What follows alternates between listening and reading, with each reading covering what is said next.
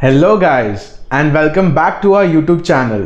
I welcome you all to the free online legal series by Judicial Dream. Our today's topic of discussion is the analytical school of law and reason for its emergence.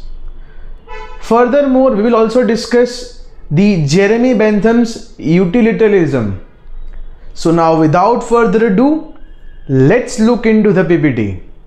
So now as you guys can see, we have jumped into the PPT of analytical school, reason for its emergence and Jeremy Bentham's utilitarianism. Analytical school of jurisprudence जो है उसका दूसरा नाम है legal positivism. It is a school of thought in the field of legal philosophy that emphasise the need to analyse the law as it is rather than as it ought to be. जो analytical school का concept है वो mainly इस चीज के ऊपर focus करता है कि लॉ क्या है एंड उसे एनालाइज करता है रादर देन लुकिंग एट कि लॉ क्या होना चाहिए. जो एग्जिस्ट करता है, हमारा जो सिस्टम एग्जिस्ट करता है, उसी का एनालाइजेशन करना is part of the analytical school. Particularly यहां पे जो है मोरल एंड एथिकल कंसिडरेशंस का जो आइडिया है उसे निकाल दिया गया है.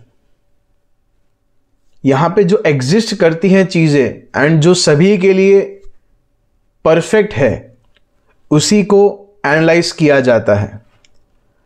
फर्दरमोर यहां पे एनालिटिकल स्कूल जो है वो लॉ को एक सोशल फिनोमेनन समझ के चलता है which can be studied and analyzed.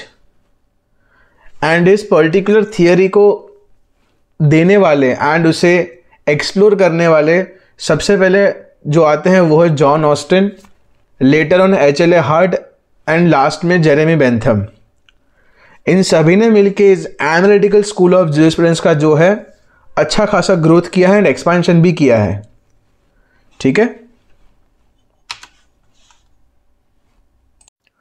सबसे पहले जो आता है for the reason of emergence of analytical school that is separation of law and morality. Separation of law and morality जो है वो लॉ एंड मोरल्स को डिफरेंट रखने की बात करता है. जहाँ पे ज्यूरिस्ट ने बोला है कि अगर हर एक लॉ लीगल प्रिंसिपल जो है वो मोरल प्रिंसिपल्स के ऊपर बेस्ड होगा तो वो एक परफेक्ट लॉ नहीं माना जाएगा, रादर देन उसके अंदर कन्फ्यूजन्स क्रिएट होंगे. फर्दरमोर काफ़ी सारे लोग जो है उस लॉ को एक्सेप्ट भी नहीं करेंगे. ठीक है. Second reason was focus on social facts.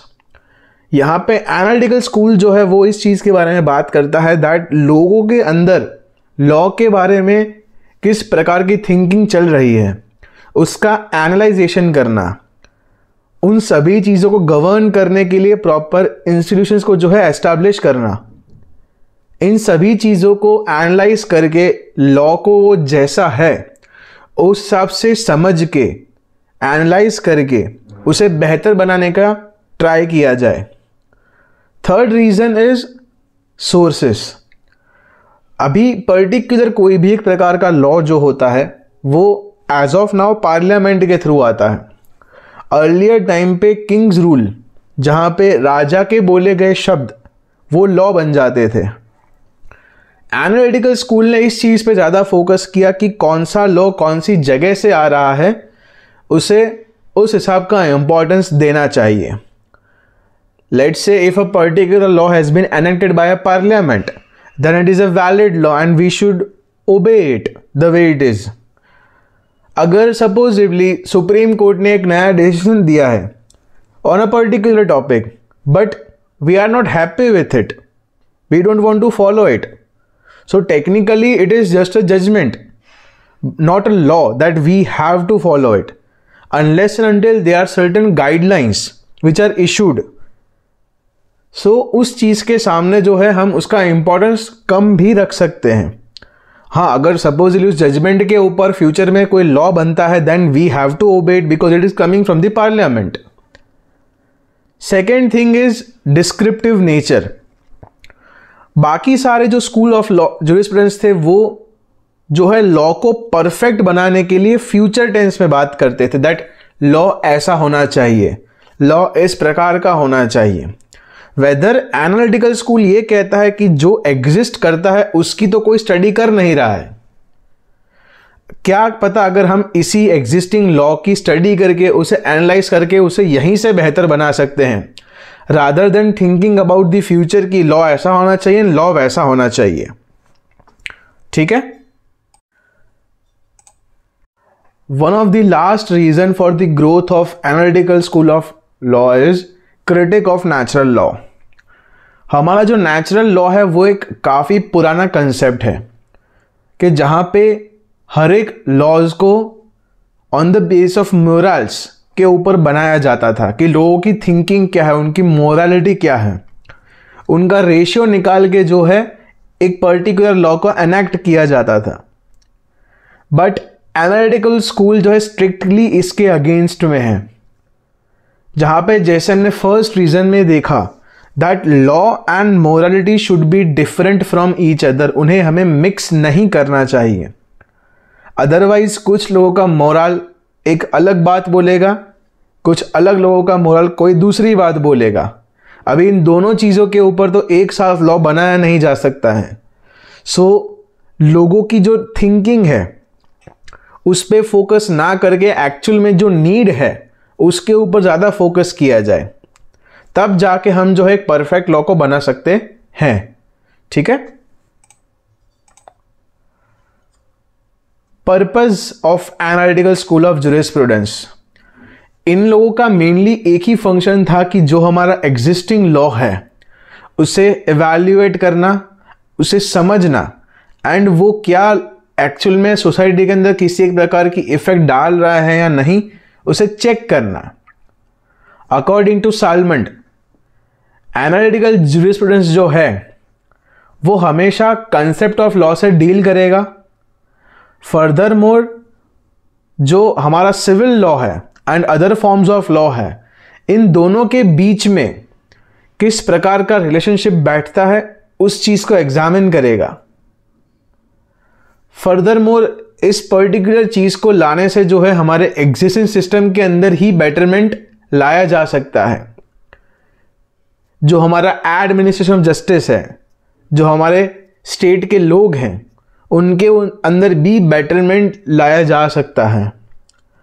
Furthermore because हमारा लॉ जो है फ्लेक्सिबल है, उसके अंदर अगर कुछ चीज़ें की हमें ज़रूरत नहीं भी तो उन्हें निकाला भी जा सकता है। ड्यू कोर्स ऑफ इन्वेस्टिगेशन के बाद जो है नई चीज़ें लाई भी जा सकती हैं, पुरानी चीज़ें हटाई भी जा सकती हैं। ठीक है। एनालिटिकल स्कूल ऑफ लॉ के फाउंडर्स थे Bentham, then John Austin, sir William मार्केनबाय, Sheldon Aman's, Holland, Salmond, professor एच.एल.ए. Heart, जो कि इंग्लैंड के अंदर एनालिटिकल स्कूल के जो थे प्रोपाउंडर्स थे, फाउंडर्स थे। Grey and हॉफलेड added this school in United states, जहां पे कैल्सन एंड कॉर्कनॉव ने इस पर्टिकुलर चीज को अदर कॉन्टिनेंट्स ऑफ यूरोप के अंदर जो है स्प्रेड किया था। Before we move any further, let me give you an overview of our website judicialdream.com. As you can see, this is the home page. Okay, here you can find list of books of grammar, judgment writing, essay writing.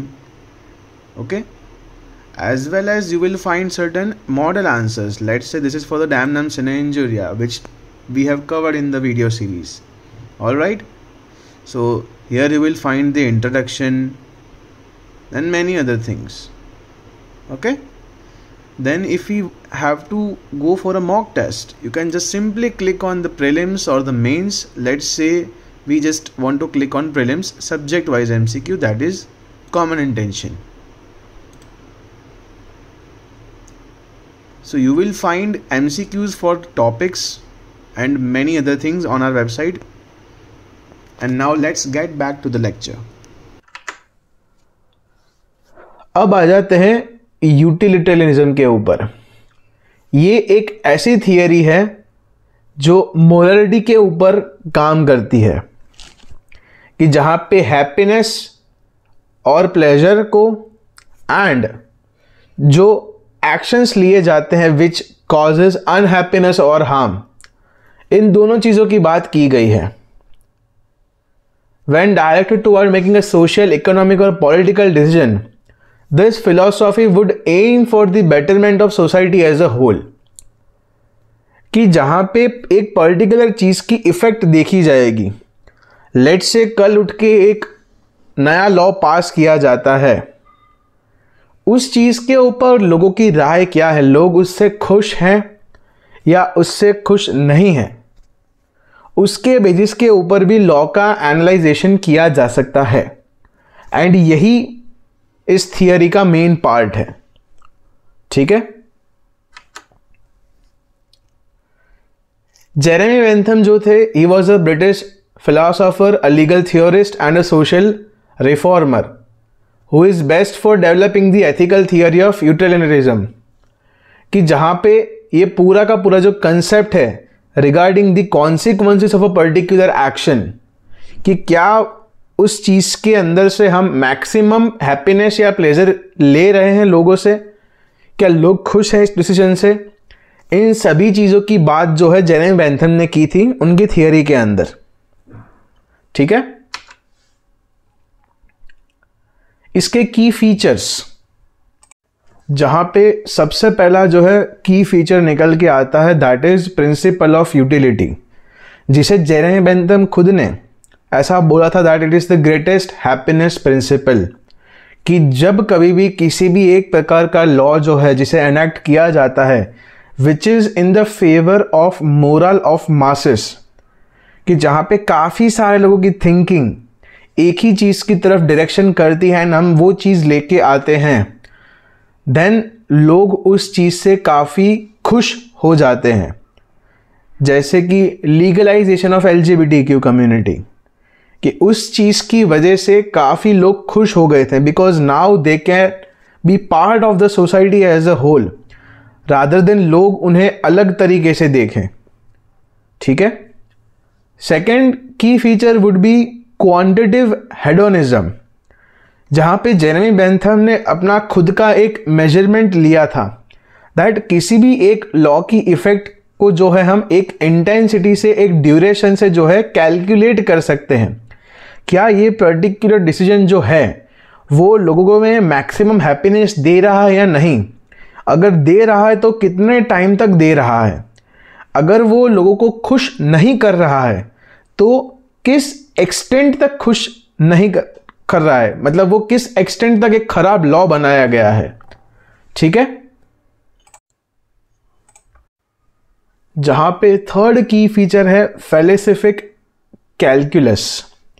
जैसे हमने पहले discuss किया quantitative hedonism के अंदर की किसी भी प्रकार की जो चीज़ है उसकी इफ़ेक्ट कुछ हद तक जो है कैलकुलेट की जा सकती है, उसके साथ साथ कुछ अलग फैक्टर्स को जोड़ के जो है एक पर्टिकुलर लॉ की पॉजिटिव एंड नेगेटिव इफेक्ट का जो है मेजरमेंट लिया जा सकता है। फर्दर मोर यूनिवर्सलिज्म, जहाँ पे जेरेमी बेंथम ने ये चीज़ कोट की थी दैट उनका ये जो सिस्टम है दैट इज़ यूनिवर्सल, लोग चाहे किसी भी थिंकिंग वाले हो या कोई भी लैंग्वेज के अंदर बात करते हो या कोई भी कैटेगरी से बिलोंग करते हो, ये चीज़ का एप्लीकेबिलिटी हर जगह हो सकता है, बिकॉज लोग चाहे कहीं भी हो उनके अंदर खुश होना या किसी चीज़ से नाखुश होना, इन दोनों की जो फीलिंग्स हैं वो कॉमन होती है। अगर आप लोगों के फेवर में कुछ चीज़ें करोगे irrespective of any given country, तो आप उस चीज़ को मेजर कर सकते हो by way of this method. ठीक है, उसके बाद आ जाते हैं critic of natural rights. Jeremy Bentham का ये कहना था दैट जो हमारे नेचुरल राइट्स हैं वो हमारे मोरालिटी के ऊपर बेस्ड नहीं होने चाहिए, जो हमारी राइट्स एंड ड्यूटीज़ हैं उसका एक्चुअल में कोई मतलब होना चाहिए, ना कि वो हमारे इनहेरेंट नेचुरल राइट्स होने चाहिए। Further more legislative and social reform, Jeremy Bentham ने जो है प्रेजेंट रिफॉर्म्स लाने की बात की थी, दैन सोशल रिफॉर्म्स लाने की बात की थी, जिसकी वजह से हम सेपरेशन कर सके, सेपरेशन ऑफ पावर्स की बात की थी। इन सभी चीज़ों की वजह से जो है जेरेमी बेंथम की ये थियरी काफ़ी पॉपुलर हुई थी। ठीक है, अभी हम आ जाते हैं कुछ जनरल प्रिंसिपल्स के ऊपर रिगार्डिंग दिस थियरी। सबसे पहला प्रिंसिपल है प्लेजर और happiness is the only thing that has an intrinsic value. Intrinsic value का मतलब ये हुआ, अगर कोई भी एक पर्टिकुलर चीज़ प्लेजर या हैप्पीनेस दे रही है देन वो चीज़ अच्छी है। It is in the better interest of particular people, कि जिसके लिए हम एक लॉ को इनैक्ट कर रहे हैं। Second principal is actions are right if they promote happiness and wrong if they promote unhappiness. ये थियरी का बेसिस ही यही है कि हैप्पीनेस को मैक्सिमाइज करना एंड जो हमारा अनहैप्पीनेस है उसे मिनिमाइज करना। Third thing is everyone's happiness counts equally, कि जहाँ पे सबका जो प्लेजर का जो पार्ट है उसे इक्वल ही माना जाएगा। Just because somebody is very forward in that social status, उनका हैप्पीनेस ज़्यादा माना जाएगा, कम माना जाएगा, ऐसा कुछ भी नहीं है। सबकी खुशी को इक्वल ही माना जाएगा। ठीक है, so by this slide our lecture is effectively over. If you have liked this video then please subscribe to our YouTube channel and press the bell icon. If you want to learn something more out of these video lectures then you can definitely log on to our website judicialdream.com, where you will find descriptive answers of cases like this along with other descriptive answers of other law topics followed up with their MCQs. Once again, I would like to thank you all and thank you very much. Have a good day.